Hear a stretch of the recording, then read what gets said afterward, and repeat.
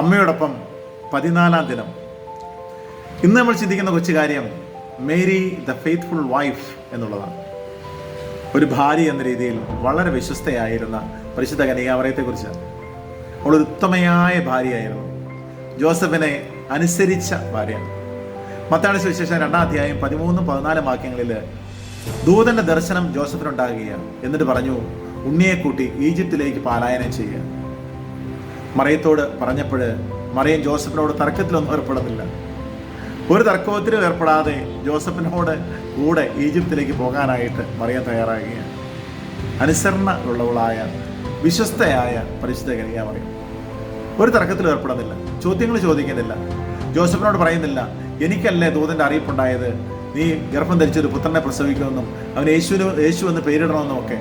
പക്ഷേ എന്നിട്ട് എന്തുകൊണ്ട് എനിക്ക് അറിയിപ്പുണ്ടായില്ല, നിങ്ങൾക്ക് ഈ അറിയിപ്പ് കിട്ടി എന്ന് പറഞ്ഞ് ജോസഫിനോട് തർക്കത്തിലൊന്നും ഏർപ്പെടാതെ മറിയം ജോസഫിനെ അനുസരിച്ച് വിശ്വസ്തയായിട്ട് ഈജിപ്തിലേക്ക് പലായനം ചെയ്യുകയാണ്. നമുക്കറിയാം, ജോസഫിനോട് അവൾ വിശ്വസ്തയായിരുന്നത് കൊണ്ട് അനുഗ്രഹിക്കപ്പെടുകയാണ്.